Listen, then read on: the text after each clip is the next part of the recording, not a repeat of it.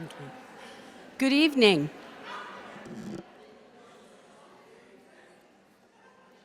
Hi, everybody. Good evening. My name's Pam Platt, and Morgan Atkinson invited me to be part of this evening, and I'm so happy to be here to welcome you to the inaugural event in the Martha Buser Order of St. Ursula series. Tonight's guest speaker is distinguished writer Kathleen Norris, who will talk about finding hope in challenging times. I don't know about you, but I'm in need of a trip to that well of inspiration and insight right about now. We are so happy to have Ms. Norris here, and we look forward to what she has to say and your questions for her. But before we go any further, we would like to acknowledge the groups and the people who have made this evening possible. The Thomas Merton Center at Bellarmine. The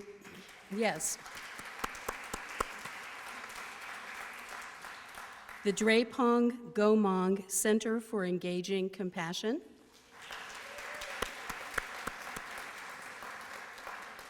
The Center for Interfaith Relations.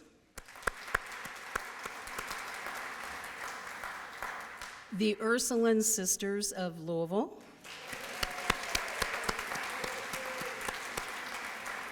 A very generous gift from Thomas Bradshaw Clark. And the Company of St. Angela.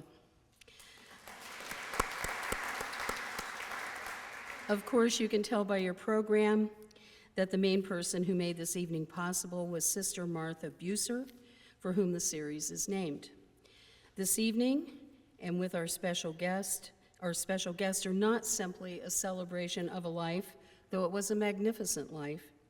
It is also a celebration of the values and standards that Sister Martha lived by: courage, joy, integrity, and perseverance, and I think you're going to find that our speaker and our honoree have the same. In these times, I think we could all emulate them in some shape or form. Before we welcome Ms. Norris to this microphone, let us first welcome documentary filmmaker Morgan Atkinson, who will present the Sister Martha Buser Spirit Award to a most worthy recipient.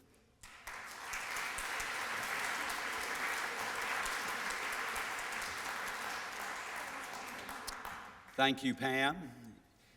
Those of you who know me know this isn't my voice. I have looked forward to this day for months, and then I get a visit from Mr. Cold, but it's not COVID, I can tell you that. Thank you, Pam, for agreeing to moderate this event. We love our hometown writers like Dianne and Martha Buser, but we're quick to embrace the new ones who come and settle in Louisville. So we're glad to have you here. Thank you. An award named for Martha Buser would have to go to a very special person. Dianne Aprile certainly fits that description. Many of you know that in high school, Dianne was a student of Martha's and was even in her homeroom. I'm sure there are stories there. Since Dianne left Sacred Heart, she's been a prime example of the values most prized by Martha. I'd say that's the lasting gift of a great teacher. You can see it in Dianne's full embrace of the spiritual dimensions of life. We can see that in her writing, in her family life, in her love of jazz. Anyone not sure if jazz is spiritual only had to go to the wonderful jazz club that Dianne and her husband Ken Shapiro owned in downtown Louisville. It was great. And it is missed. Now, we know that Martha respected all peoples of goodwill and all faith traditions. Dianne has shown that same regard with her writing and as a concerned and caring citizen. Where there is grace, Dianne has pointed to it with her writing. Where there is injustice, she has let us know. Now it's up to us to do something about it. And finally, Martha persevered in her vocation, even when there were big changes that weren't always positive. Throughout them all, Martha stayed true to what she vowed and embraced as a young woman. Dianne has shown this same integrity. Obviously, hers has been a very different vocation, but also one with many changes. Throughout it all, Dianne has been true to her vocation, and that is a writer seeking truth, not something we see a lot these days. She is focused on a wide range of issues with passion, clarity, and great style. From her poetry, to reporting the news of the day, to commenting on the news of the day in her columns, and also finding time to write 5 books. She has taught and mentored aspiring writers. She has led workshops, both here in Louisville and in Seattle, where she lived for a while. She has done so much. And as mentioned, Dianne has been a caring and concerned citizen who continues to look for ways to uphold and champion the best in our democracy. She makes me think, aren't we all called to do this? Now, Martha often told me, we must go where there is life. Dianne continues to show us what a rich and full life looks like. I know from firsthand conversations that Martha was very, very proud of her former student. That in itself is a prize, but we have another one for you, Dianne. So on behalf of the Company of St. Angela, I'm happy to present you with the very first Sister Martha Buser Spirit Award. And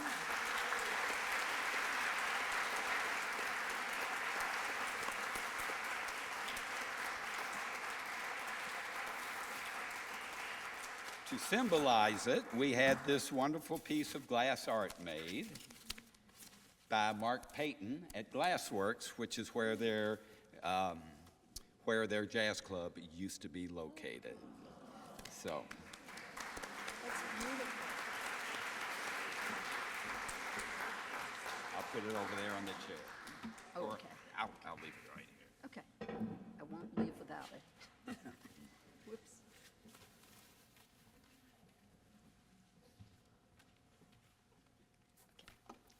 Well, I'm so happy to be here. And I feel like Sister Olga, which was what I knew her as back in 1963 when I was in her homeroom. So I may forget sometimes and call her Sister Olga, but Sister Martha Buser is who we're talking about tonight.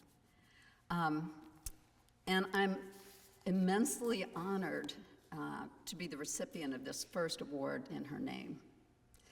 It means a lot to me. I hope she is feeling now that I'm worthy of it. I know I'm proud to accept it. But before I say anything else, and I do want to tell you a little bit about Martha that I knew, I want to reiterate the thanks that Pam gave to all the people who are a part of making this event happen, bringing Kathleen in and giving me this award and just spending this time together.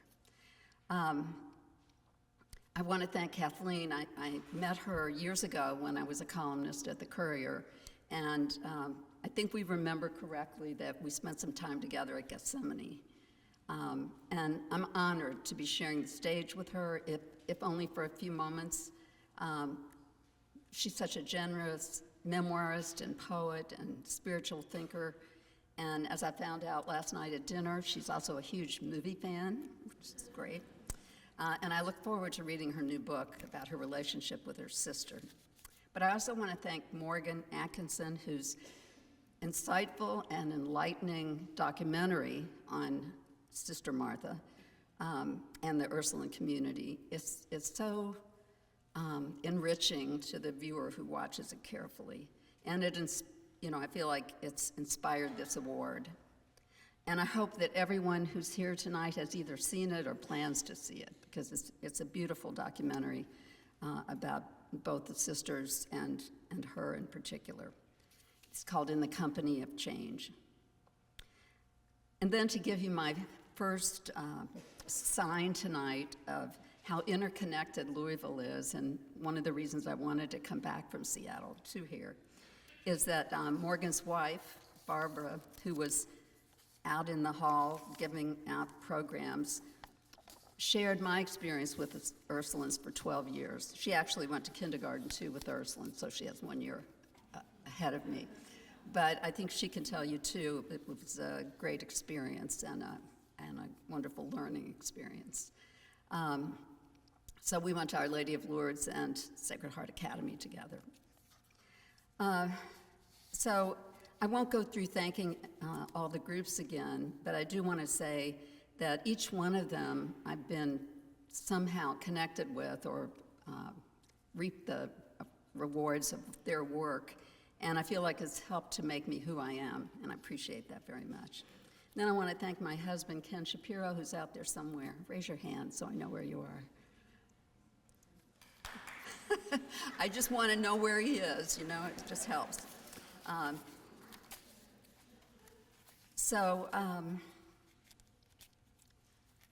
My relationship and my memories of Sister Martha are probably different from some of the other people here who knew her as a spiritual guide or spiritual counselor.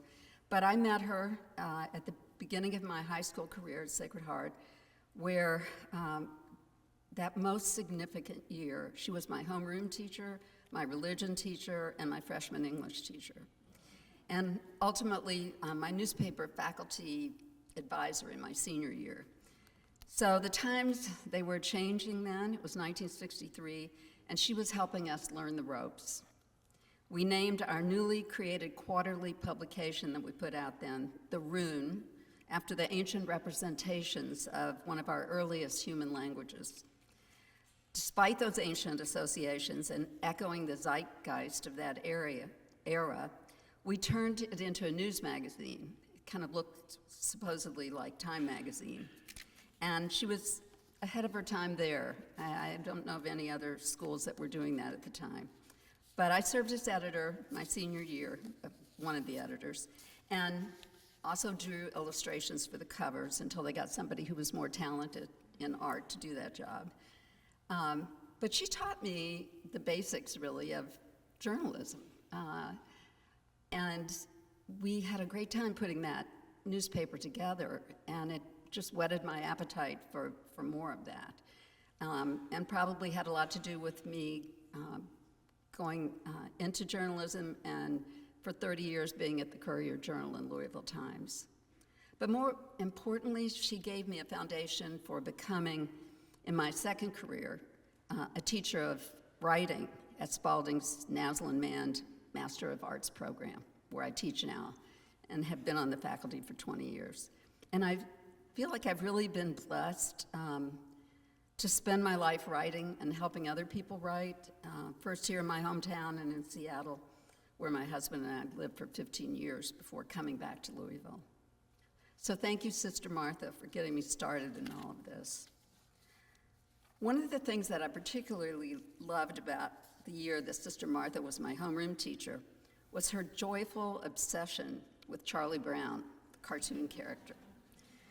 Because she brought those cartoon strips in for us to look at and enjoy with her. We all loved Charlie too, and all of the other delightful Peanuts characters, most of whom were the same age as we were, because Charles Schulz created them in 1949.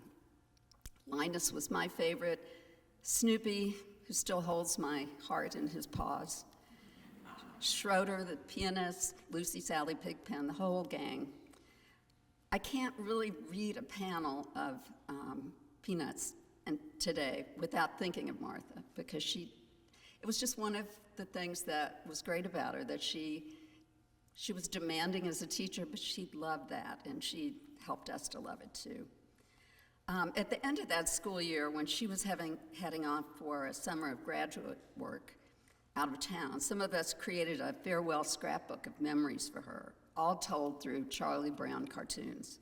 And we had so much fun planning that for her, who was our hero at the time, without her even knowing we were doing it, and then sending her off to summer school with a scrapbook dedicated to that year that we were in her tutelage.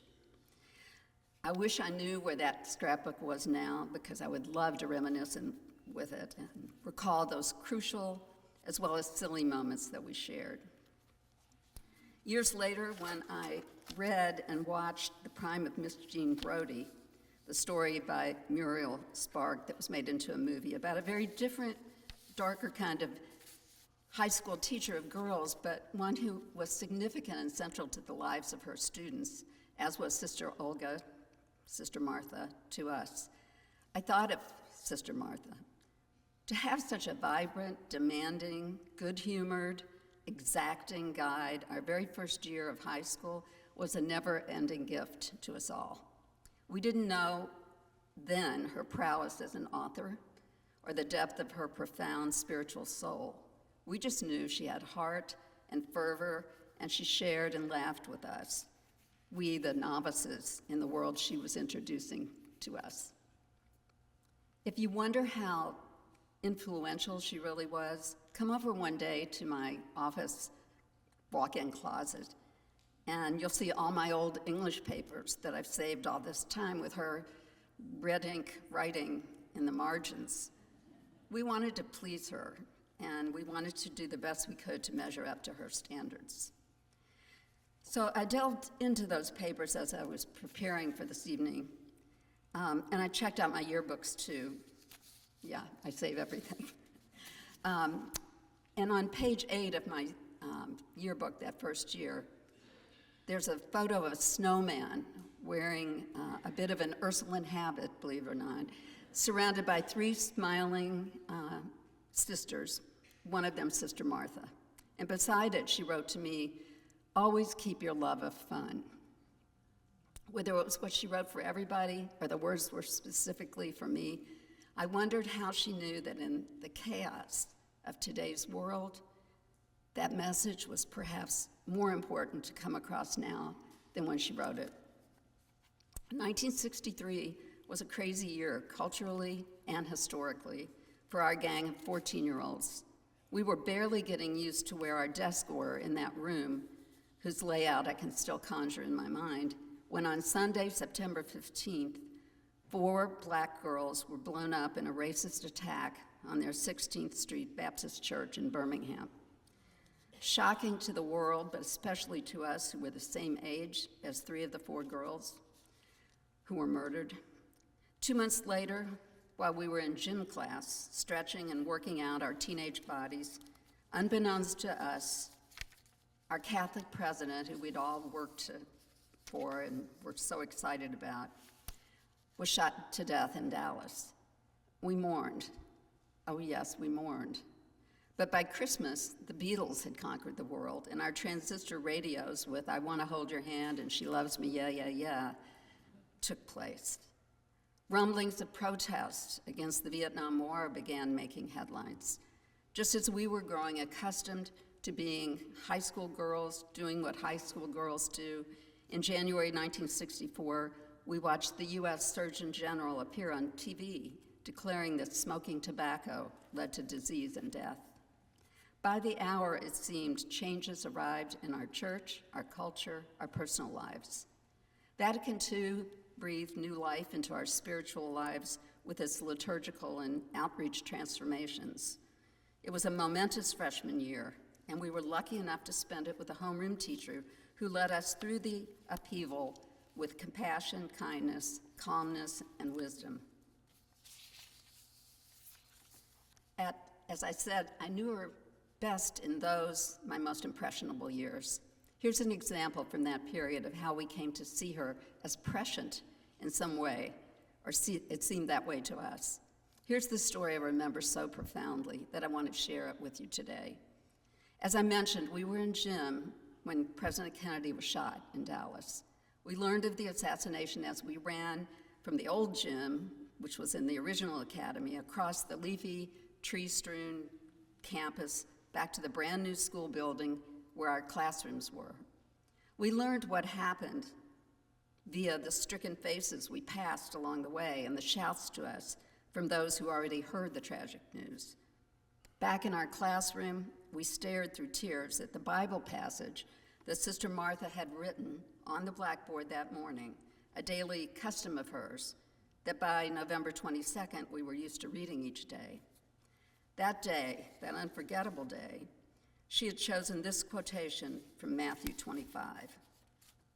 "Watch, therefore, for you know not the day nor the hour." Those 4 years of high school seemed to underscore these words again and again until our graduation in 1967, the year of the Tet Offensive, the Summer of Love, the Six-Day War. All these changes were yet to come that November day in Sister Olga's homeroom, 309. And the words she chose to highlight became a sort of motto for us as we did our best to navigate through the turmoil with the calm and the courage and the creativity that she modeled for us.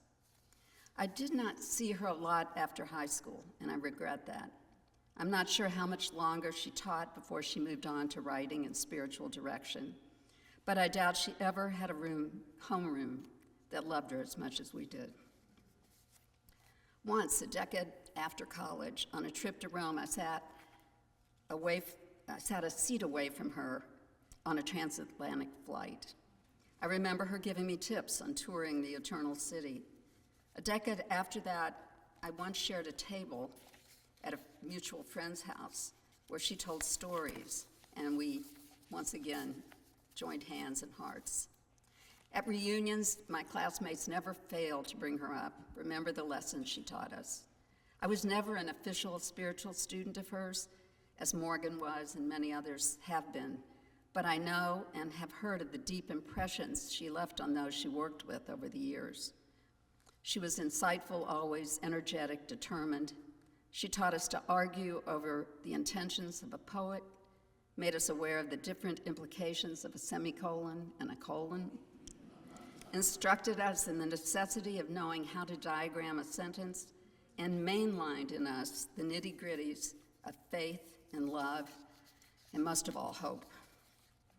I will never forget her, nor her subtle but profound role in my early consideration of writing as something more significant and difficult than, say, just keeping a schoolgirl's diary, though I did that too. She underscored the love of poetry I'd already been gifted by my mother as a child, sitting by her side on the sofa as she read aloud to me. These two women led the way for my career, as well as for my growth as a human being. By the time I left that freshman homeroom with the haunting scripture passage on the blackboard, literature and writing were deeply etched on my soul as my forever companions. A year after moving back to Louisville from Seattle, where my husband and I had lived, Martha died. At that same time, I was grappling with the concept of our only son being challenged by an incurable cancer, a challenge still present. I was sorry I had not had time to reestablish our by then 60-year relationship. I had so much to tell Sister Olga and so much to ask. Fortunately for me, soon after her death, my friend Morgan reached out to ask if I would take a look at his then work in progress, In the Company of Change, the truly awesome documentary I mentioned before. Watching that documentary in its various stages, hearing her speak of what her role as a spiritual counselor and writer meant to her, thinking of what her teaching had meant to me, I was transported back to November 22nd, to room 309, that classroom full of intense memories, surrounded by classmates, some of whom would become lifelong friends, listening to her calm us down, encouraging us to get out our rosaries, urging us to pray for our heartbroken country, which we did for days on end. To Sister Olga Martha Buser, my teacher, I can only say now how much we need you today and how we vow to keep your spirit and your principles alive in our hearts and in this world.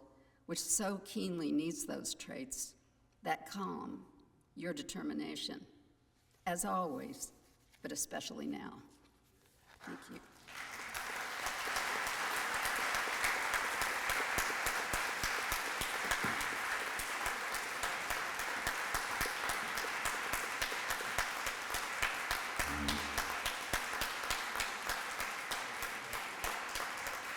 Congratulations, Dianne. Now for our guest speaker, Kathleen Norris. She's asked me to keep this brief, so I will. She did say, I believe, that hope has an astonishing resilience and strength. Its very persistence in our hearts indicates that it is not a tonic for wishful thinkers, but the ground on which realists stand. I think that's great, and you know the names of her books. I could list them for you, but it is time to meet this pilgrim writer who is with us tonight, Kathleen Norris.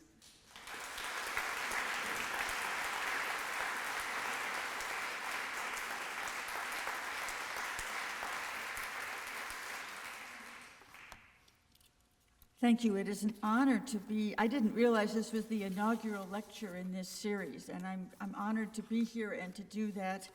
But before I begin my talk, I would like to say I didn't realize that one of the groups behind this was a center for engaging with compassion, which is a pretty great concept. And I want to recommend a film. It's a documentary film that is available for streaming. And it's about 9 communities throughout the United States, from Alaska to Texas to Indiana, New York State, communities that are doing exactly that in all kinds of different ways, with immigrants, with severely handicapped people, with struggling college students in a small community college in Texas. It's an absolutely beautiful film called The Antidote. The Antidote, and it is available for streaming. So if you want to get some hope for yourself and look at these communities that are embracing compassion, that it would be a good place to look. Standing in the arms that cannot fail when the howling storms of doubt and fear assail, by the living words of God I shall prevail, standing on the promises of God. That's from a good old hymn I remember singing as a child. And I want to make it clear at the outset that while I am a Christian, and many of my references in this talk will come from the Bible, I am not speaking only to Christians. I'm speaking as a human, which means that I employ a particular frame of reference, but it's our common humanity that most interests us and what we need now more than ever to recognize and honor. That 19th century hymn, Standing on the Promises, has long been a favorite because I often need reminding that God has promised good things to me and to the entire creation. In the Bible, reassurance from God often comes from a person is frightened or overwhelmed. When God asks Moses, a Hebrew slave, to get Pharaoh, the ruler of Egypt, to release all the slaves who had for years labored under inhumane conditions, he protests. The task seems much too large for him to handle. God answers him by saying simply, I will be with you. That has to be the scariest reassurance ever. No advice or instruction about how Moses is to accomplish this impossible thing, just the idea that trusting in God's presence will be enough.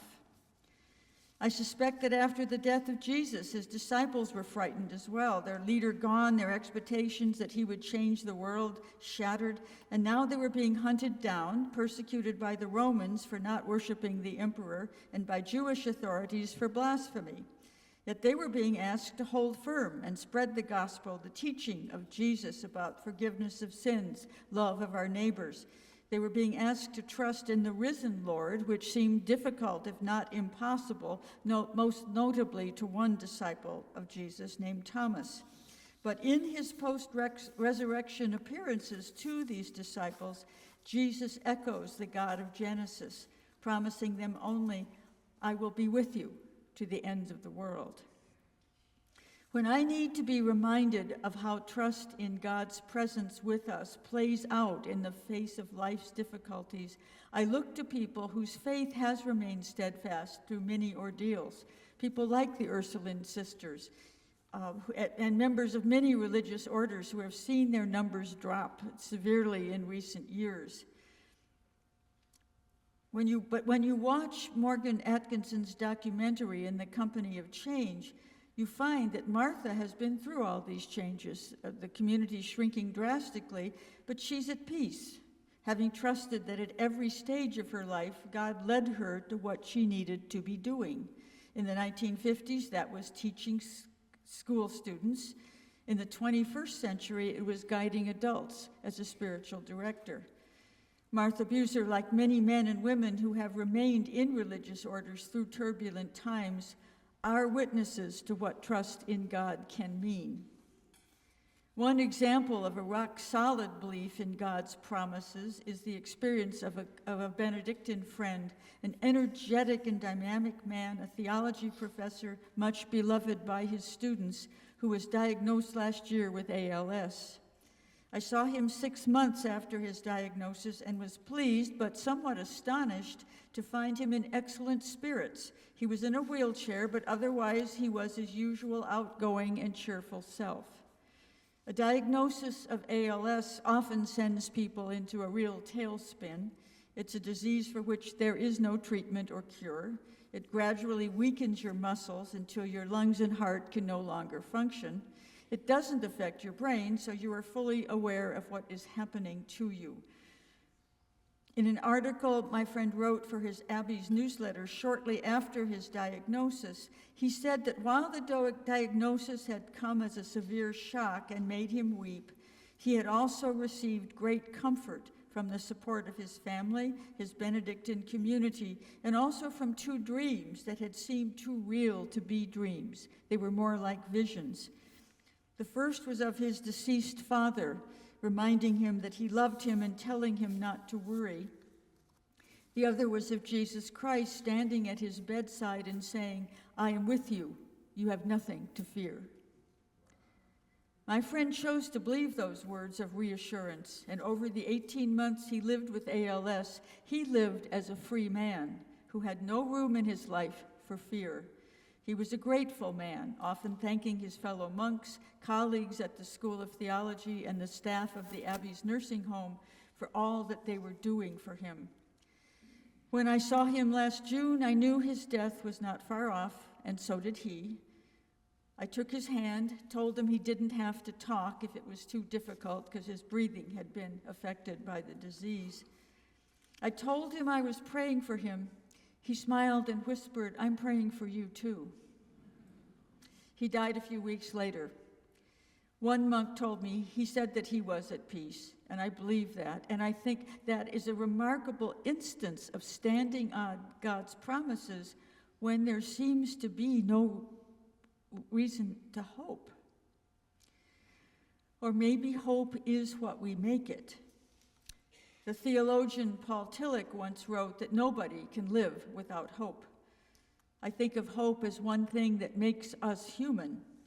My friend was living proof that hope is not a shallow optimism or a refusal to look at reality. He was never in denial over what being diagnosed with ALS would mean.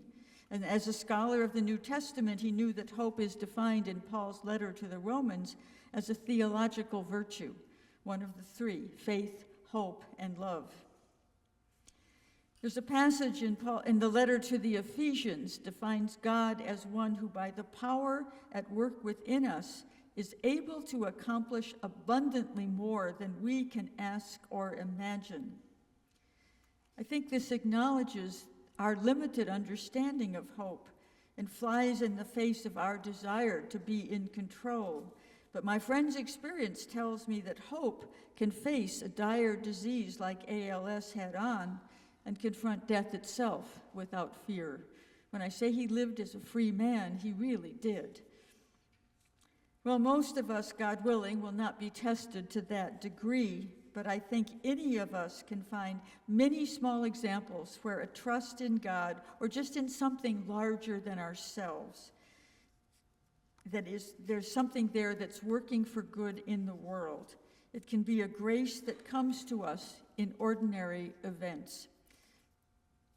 I recall a friend who was working at a small food pantry when a young couple came in with their baby. The woman said that she liked to bake, but my friend, as she handed over a bag of flour, was worried as it was the pantry's last bag of flour. When she returned home later that day, she found a box on her front porch with a note. "Here are 2 bags of flour for your pantry." Now, if either of my grandmothers have heard that story, they would likely have responded with a Bible verse, a quote from Ecclesiastes, "Cast your bread upon the waters." Neither of them had an easy life, but they were firm believers that trust in God will eventually bring a blessing. They were women of hope. Well, my monk friend suffering from ALS and my food pantry friend teach me not to give in to my fears. It's no accident that in the Bible, in several of the encounters that Jesus has with people during his ministry, and in every time a human being encounters an angel, we are told, "Do not fear." At the time when Jesus and his disciples lived, refusing to fear was a political act, trusting in God's providence even when they faced persecution, even torture and execution.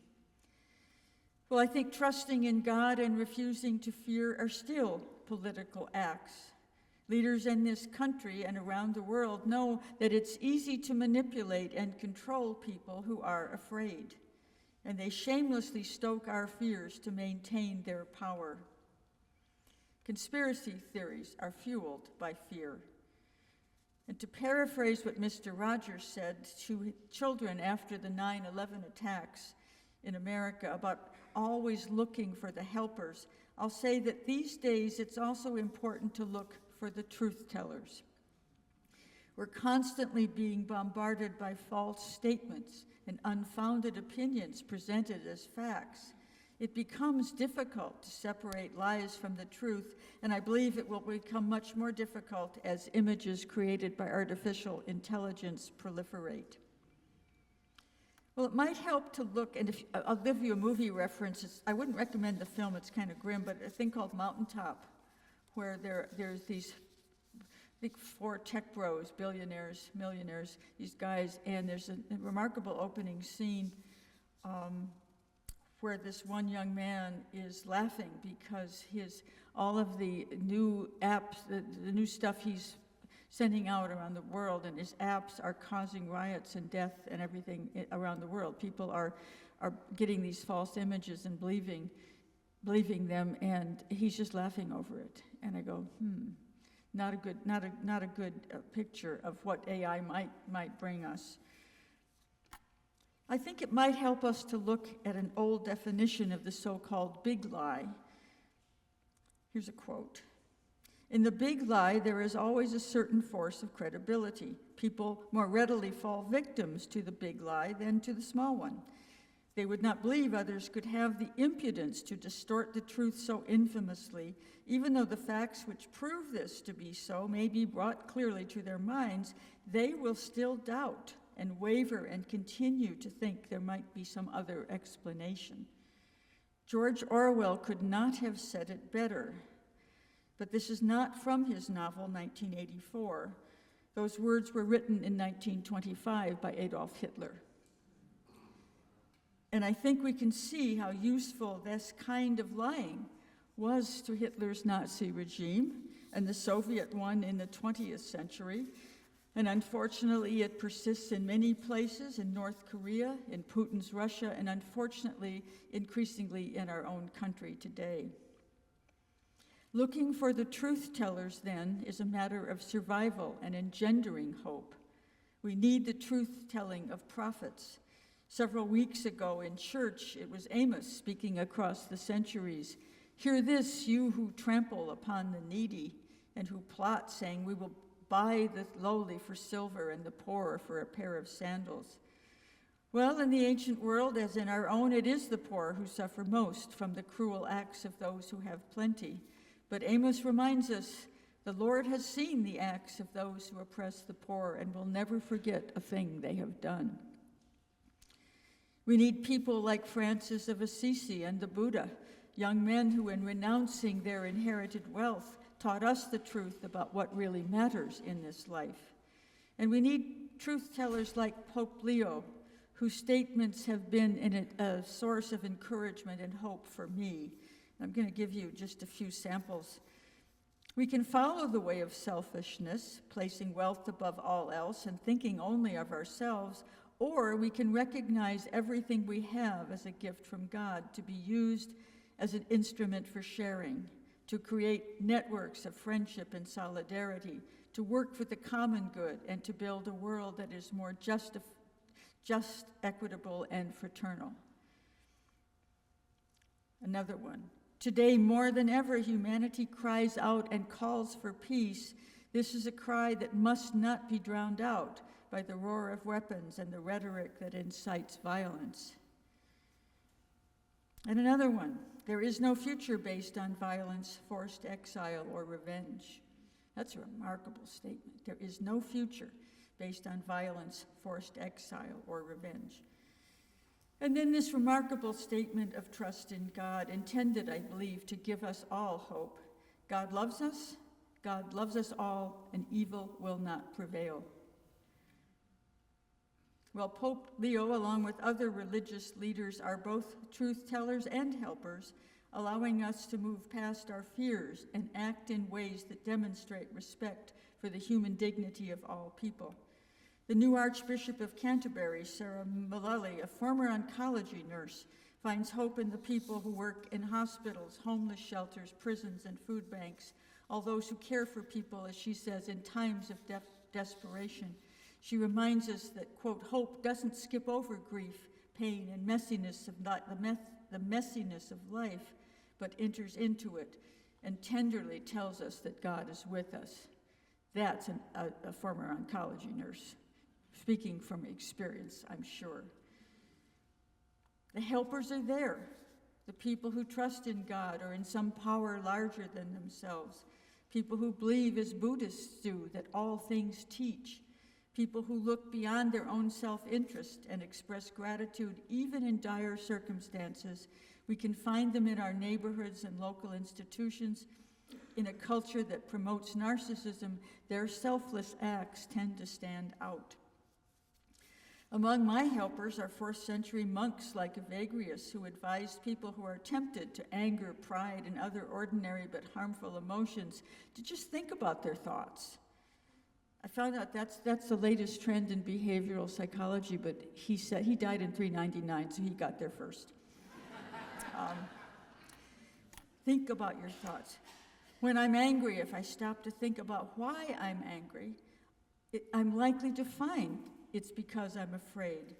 I want to share an example of this from my latest book, Rebecca Sue, about my sister.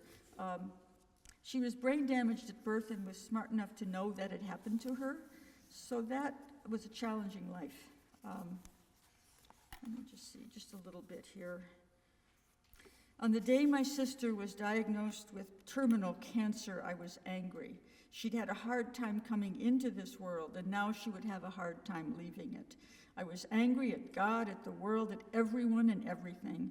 I mustered a little gratitude that I'd been with her when she received the diagnosis, but I was angry.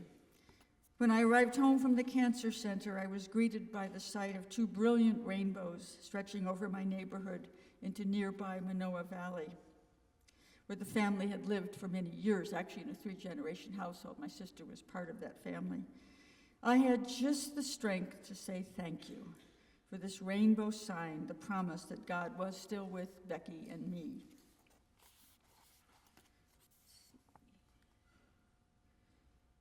In her book, The Mysterious Lands, about the deserts of the American Southwest, naturalist Anne Heyman Zwinger relates a fact that runs counter to common wisdom, that in the desert, dryness promotes the formation of flower buds.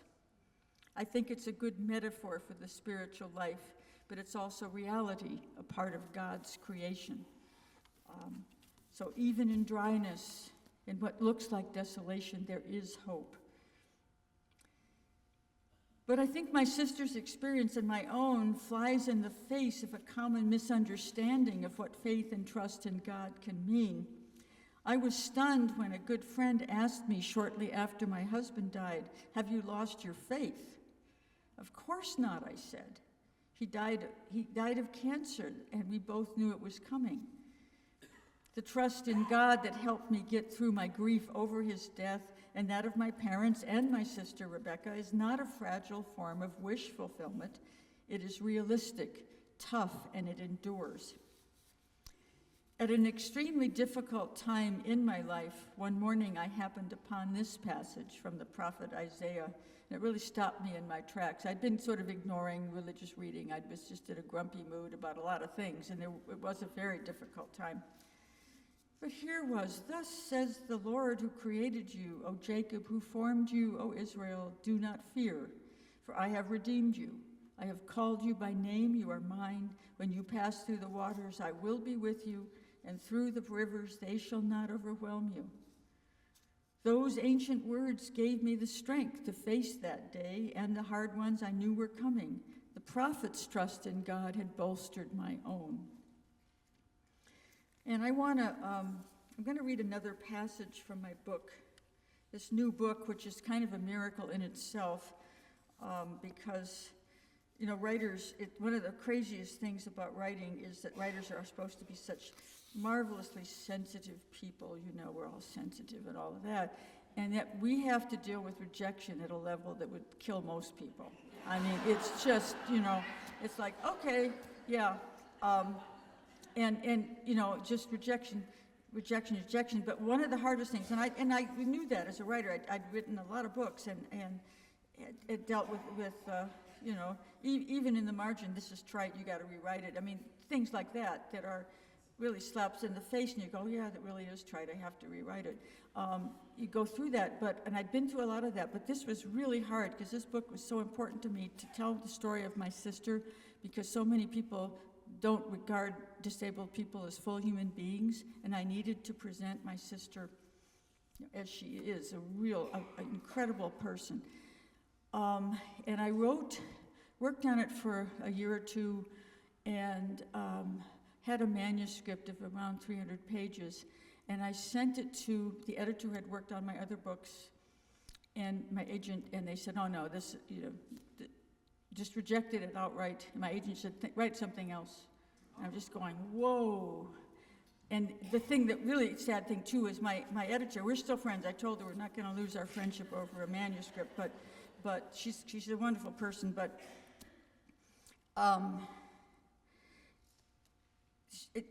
what really broke my heart was that I knew the book needed work, but she wasn't willing to take it on and work with me on it. This is the editor who took an Afghan doctor in exile, took his memoir to her, and she helped him turn it into The Kite Runner. I mean, she's an amazing editor. And I knew she could have tackled this and really helped. She just couldn't do it for whatever reason, and I just sat with it for a while, and that was heartbreaking. And I just the book was in limbo for a while. The manuscript would kind of wake me up at 3 a.m. "Why don't you get back to work on this?" A Dominican friend of mine said, "That was your guardian angel." I said, "Yeah, I think maybe so." And I finally did. I just said, "I'm too old to sit around and wait." So I found a new agent, a new editor, a new publisher. The book came out, but it is a miracle to me that it happened, and I'm so grateful to have it finally out. So I want to close with a passage from this book. "My sister may have had brain damage, but she could be wise. The physician who told her that her cancer had become terminal asked her if she wanted a prognosis." And this was a shock. It was a shock to him and a shock to us. We had been expecting pretty good news from her treatment. Prognosis, what's that? Now, Becky had a pretty good vocabulary growing up in our family, but that was a word she didn't know. When the doctor explained that it meant giving her an estimate of how long she had to live, she said, "No way." And I told her I thought that was a good decision, that she could now live her life without worrying about when it would end. You do not know the hour or the day. Why pretend that you can know that, right? She just rejected that outright. And I never asked either. I thought that was her decision. I wasn't going to ask the doctor on the side, take him aside and ask him. And as it turned out, she did not have long. That diagnosis came in February and she died in April. But she, she made that decision, which I thought was just brilliant. A diagnosis, this is another part of the book, a diagnosis of terminal cancer can send people into a desert. But one message of the desert stories, in the Bible at least, is that God will do the impossible in order to provide for his people. And we're called to recognize the gift that's set before us. We're called and challenged to be grateful. I had doubted in God's providence, but there it was, like manna, and it was enough. Becky had been granted a quick death. Her systems hadn't troubled her for long.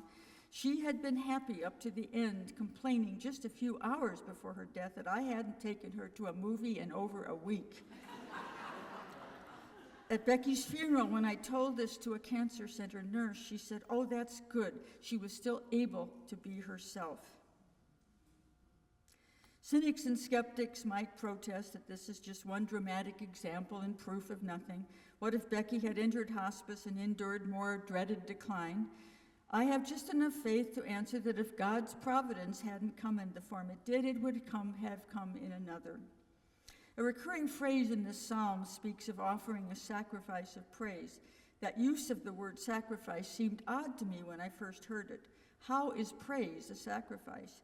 But now I believe that there are many circumstances in which praising and giving thanks means that we're not clinging to what we wanted, but accepting what life has handed us. It's not positive thinking or looking on the bright side. It's a realism that can endure deep darkness and detect the grace that exists even in distressing circumstances. It's up to us to recognize such grace and open our hearts to receive it. One great consolation is that knowing God is present wherever we are, even when we're walking in a desert in the shadow of death. My sister believed this to her dying day. My sister lived standing on the promises she had found, not only in Scripture, but in a family that loved her unconditionally, and in kind counselors and physicians who cared for her with great compassion over many years. She had an exceptionally difficult life, and in her own words, she often felt that all her dreams got sunk. But trust in God was always there. Standing on the promises is a great challenge in the face of all the evil and horrors of our world, but it is the way that will see us through. Thank you.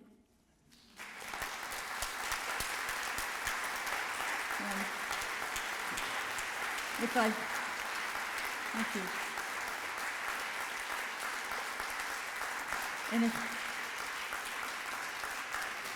if I may be so bold, I would really like everyone to pray for peaceful demonstrations of joy and resilience and free speech in America tomorrow. But peaceful is the word that we need to help us all along. So thank you.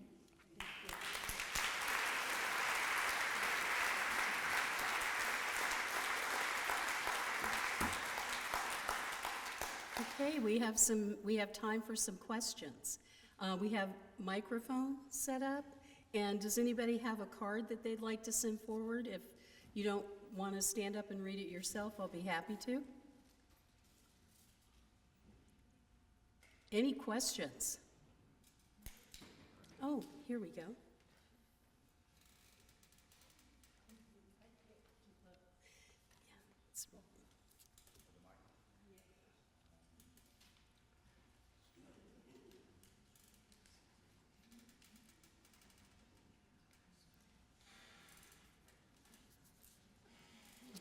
Pardon? Oh, I think we have a microphone here too. Yeah.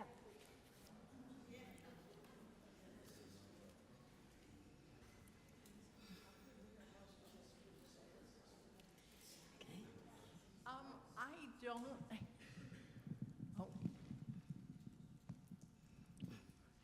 I don't have a question, but I want to tell you all something that has come to my attention, and I have it on my bathroom wall because it speaks to me so much.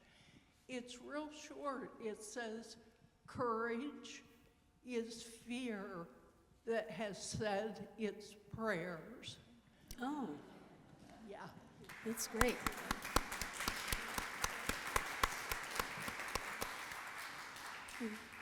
Who's next? I really like that.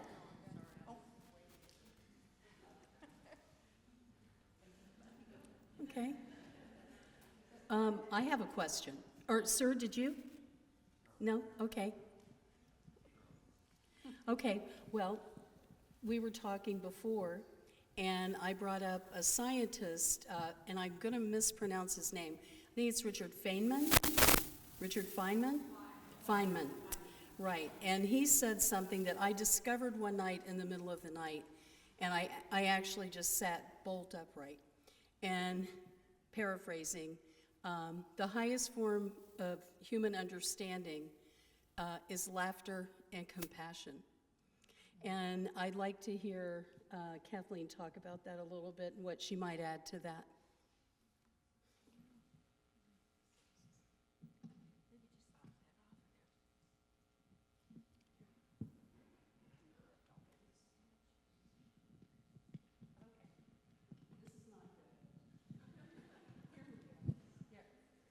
Thank you. It's on? Yeah, good. Well, I have a weird relationship with laughter because my father was a classical musician, directed church choirs, played in a Dixieland trad jazz band, but he also did stand-up comedy. So I had to get used to seeing my dad dress as a pregnant woman in a muumuu and sing "It's the Talk of the Town." And I go, "That's my dad." It was kind of, but he once said that he hated when television came on and there were these shows with canned laughter, he hated it. He hated that sound because he said the sound of human laughter is one of the most beautiful sounds in the world. And I always think about that it's right. And often what I do, a program or something, I call it edifying entertainment, because I want people to have fun. I want people to enjoy things, even if I'm talking about grim subjects, but to have some kind of levity in there, because laughter is, it's a gift. It's a real gift. And I think one of the most telling things about a person, you can tell a lot about a person if they can't laugh at themselves, then there's something seriously wrong. If they can't stand somebody even making a little fun of them or saying a funny remark about them, then there's something really wrong with them. That's a bad condition to be in, not to be able to laugh or to laugh at yourself. So I think, I think, there is some laughter. My dad used to always talk about comedy. There's comedy that's cruel and there's comedy that's compassionate. And the cruel comedy, the British excel at that. And sometimes it's really very funny, but you just go, ouch. If you ever saw a movie, a British show called The Extra with Ricky Gervais, it is painful. Very funny, but painful. But then one of the things I witnessed last year, because I'm a movie buff and I actually watched the Oscars, I watched the red carpet to see what everyone in Hollywood is wearing, because you can tell it really means a lot to me. But Conan O'Brien did a beautiful job last year at the Oscars. That humor was compassionate humor. It was really just really sweet and really funny. And he did things like, he said, "I've told people they have to keep their speeches short, or I'm going to show pictures of them when they were teenagers." They're really embarrassing pictures, right? So he had some of the stars, Zoe Saldana as a little girl with braces. He had all these pictures, and they're all just going, "Oh my God," they're laughing. And then he said, and Timothée Chalamet, he showed a picture of an ultrasound. I mean, it was just hilarious, but really sweet. It was compassionate humor. And I think that's the best kind for me. I think that really works the best, I think. Okay, I think we have a question. Yes, excuse me. I missed a part of your speech, And it was because, the reason I'm asking my question, because my pen stopped writing. But but you said something about, there was something that the Pope said. There were three things, I think, and I missed what those were. Or if you can just tell me the source where I can find what it is you were mentioning, what you mentioned. Yeah, I've been so inspired. I think I'm not Catholic, but I've been so inspired by this Pope. I'm not a baseball fan either, but I can live with him. There is no future based on violence, forced exile, or revenge. Those are so true. That is literal truth. And again, when there's so much lying being propagated all over the place, to have truth like that being told very publicly by someone who is listened to by billions of people around the world, that is really, really very valuable. Okay. Any other questions? I'd like to ask you about one of your Facebook posts about riding on public transportation and what you learn from people and what you learn about the world and how that teaches you. Oh yeah, because I went off Facebook. I finally decided it was just too weird. I use Instagram partly because I have family members who post on there and I can see some of their stuff. I ignore a lot of the rest of it. But I have an author's Facebook page partly because publishers require that. But it has been fun, and one of the things I posted probably recently was about riding the public bus in Honolulu. I don't have a car, don't want a car, and riding the bus has just been the most amazing experience. Honolulu is such a friendly city that if you strike up a conversation with a stranger at a bus stop, they don't assume you're crazy. You can actually have a good conversation and meet people, and it's just been extraordinary, some of the people I've met. And I think just most recently they were tourists. I knew they were tourists, and you can kind of tell. And they were sitting in back of me, and I thought they were speaking Russian. I just turned around and said, "Excuse me, are you speaking Russian?" And they said, "Yes, but we're right. We are, but we're not Russian. We're from Moldova."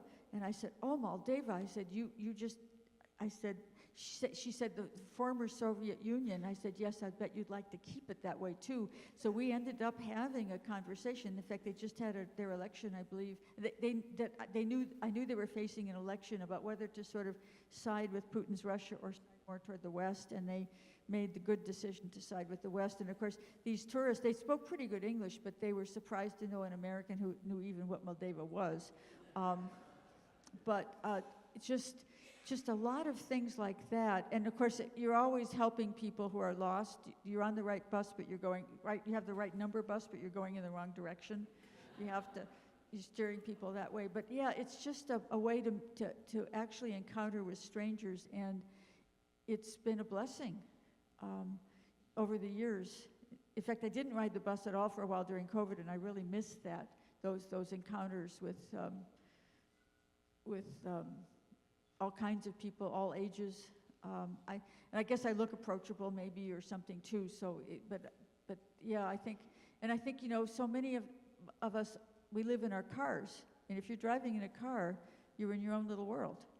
You're not open to the world in a way that you are when you're riding the bus. Thank you. Any other questions? Yes.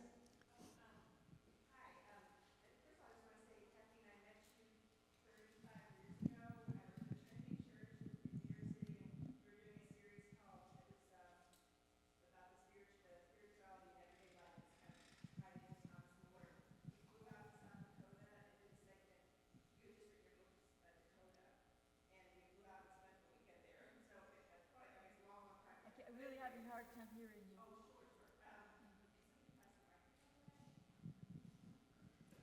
And I didn't grow up in South Dakota. I spent my summers there when I was a kid, but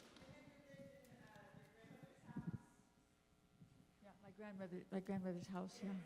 So anyway, I really treasured that weekend, and we just did a little segment about, it's called about the spirituality of place, and you just talked about what that place meant to you. But I think my question now is, in regards to everything that's going on in the world, what are some of your basic, I guess, spiritual practices or reflective practices that keep you grounded and connected to sort of the bigger picture? You know, listening to your speech, you tie in so many things. Obviously, you do a lot of reading, but I'm just kind of curious about your whole reflective practice. I stopped watching television news because I want to know what's going on in the world, but I don't want it to be bombarded with all those noise and images, and even the thing that somebody's talking and there's this thing on the bottom of the screen that you can, it's just very confusing. So I read the news, I read the daily newspaper, I subscribe to The Economist, which I highly recommend. It helps keep me sane on airplanes. I mean, they cover the whole world. Their reporting is extraordinary. And it's a British magazine too, so their perspective on American politics is interesting to me. It's good. And I read a daily newspaper in Honolulu. I read a few things online from the New York Times, the Washington Post, Reuters, The Guardian, but I control that too. I try to then I can take it in at my own pace. I can decide if I want to read a full article or if I just want to see a headline. And just sort of, I think we all kind of need to do that right now because the news is just so crazy and it can be overwhelming. And so, and I quit Facebook last year. That was just getting to be too ridiculous. And I joined Facebook originally because that's the only place I could get the baby pictures of my new grandnieces. It was purely for family reasons. But then it just got to be just crazy.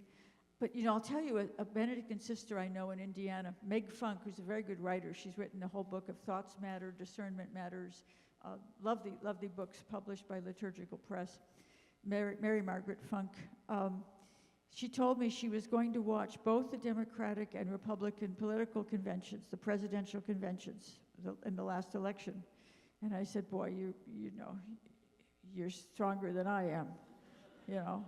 And she said, yes. She said, what I've determined I'm going to do is I'm going to watch, and the minute I discern that I am feeling angry, I'm going to turn the sound off for a minute and figure out what it is I'm angry about. And she did that for both conventions. And she told me I had to turn the sound off quite a lot in order to do that. But I thought, what a remarkable spiritual practice. And I thought, wow, you know, to realize what really is bothering me here about this. Why am I angry? I'm not going to let the anger take over. I'm going to think about it. So I think there are things that we can do to sort of take control of our own, how we take in the news and all the things around us. Do you have anything to add on that? The only thing I would say is that I have a dear friend who lives in Delaware, who always tells me that she doesn't watch the news for that reason or tries to separate herself from it. And I have to admit, and maybe it was all the time in journalism, I have a very hard time not doing that. And yet I know that I'd be better off if I took my time with the headlines and all of that, because it is, we're in a difficult time, and it's hard not to imbibe that when you read it or watch it on TV or whatever. So I agree with you. I'm not sure that I practice it as well as I should.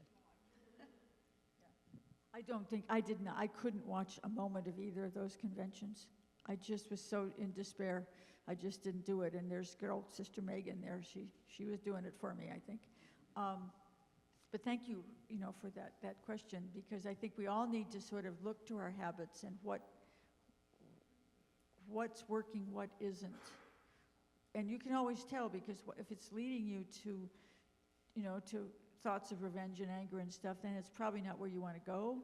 If it's leading you to reflection and useful action or something, then you can tell. But thank you for that. I wanted to add something if I could. Dianne and I both worked at newspapers, and when we were doing that, we could not have bumper stickers or signs in our yard, and we couldn't go to protests, and we couldn't sign petitions and that sort of thing. And I have found, since I left that what's happening tomorrow exercising that right. I mean, as a journalist, you feel like you're doing that every day with your job, with the First Amendment, but being able to go and find like-minded people who are there for the same reason. I have to say that community is really special right now, and that sense of that here is a place that you belong. And I think it's quite exciting to do that. And I also think it's interesting that the ones that I've been to, the people are mostly my age, older people. And that bothers me. I mean, I'm glad to see it, but it bothers me. I went to one a few months ago, and there was a group of older women playing ukuleles and called the Happy Grannies or something. And it was great, but I am troubled that there aren't more younger people, and there's no blame here. I'm just curious about it. But I know I'm happy to be able to do that. And I did want to tell you a story that Kathleen told me while we were sitting here before it started, that she has a paper route where she lives. She lives in a condo, and there are a couple people who still subscribe to the print product where she lives. And she picks up the papers every morning where they deliver them at the desk, and she drops them off at her neighbors' houses. And somebody took her route while she's here.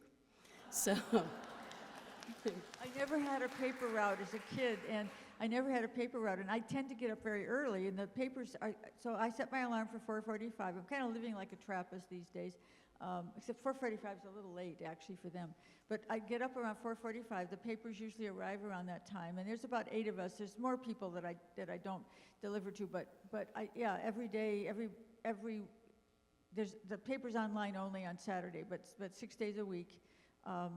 There's a couple people who only get them on Sundays. Yeah, I have this little paper route, and that's a beautiful time to be up and about. It's quiet. You can see what the moon and the stars are doing, and it's just kind of a good time. And I wanted to say about demonstrations. Hawaii, if I were home, I'd be joining a bunch of Episcopalian clergy and lay people tomorrow. There's going to be a pretty large demonstration, I think. Hawaii's a very small state. We only have 1.4 million people, so if there's 10,000 people show up, that's a lot of people. And they probably will. And the weird thing about Hawaii, I don't even know if the police have riot gear. I've never even seen it. The police, every demonstration I've ever been to since Vietnam on, different eras, but the police are there to help the group cross the street safely. I mean, they really are there for safety reasons, or if somebody starts to, get angry and threaten somebody or something, they're there. They actually have a uniform aloha shirt. They're there with they have their weapons, they have to have them, but they have a blue floral print, very, very subdued floral print that is their official aloha shirt uniform. So they really don't look that threatening, because when they wear the aloha shirt, they're usually not wearing the cap and the whole bit like that. And so I'm thinking, yeah, tomorrow, we'll see. I would be, in Hawaii, I think there's this social tradition. It partly comes from the native Hawaiian concept of pono, what is righteous. Even during the Vietnam War, the demonstrations never involved looting or things like that. It's just, there's that aloha spirit, that sense of pono, and it's threatened, I think, everywhere now, but in Hawaii, it's still kind of holding. I would be shocked if there was any kind of real violence demonstration there. Usually demonstrations are all ages. I mean, there's young parents with babies in strollers. There's older people with walkers. It's actually pretty good. So if I were home, I'd be doing that tomorrow. But I'm going out to see some of my old friends at Gethsemane Abbey. So we will be praying for the people, and I think that is a legitimate thing to do on the day if you're not demonstrating. And I have the feeling the monks there will be praying really hard for the people who are demonstrating. Okay, great. Well, listen, I want to thank everybody for what a great turnout tonight, and what a lovely evening we've had. I want to thank everybody for coming, and the groups that helped this happen. We want to thank them again, and also to let you know, Kathleen will be signing her books out in the lobby, and we thank her and Dianne. Thank you, yes. And I probably will need a bathroom break first, so don't interrupt me on the way out. Word of warning. Yes. Thank you all for coming.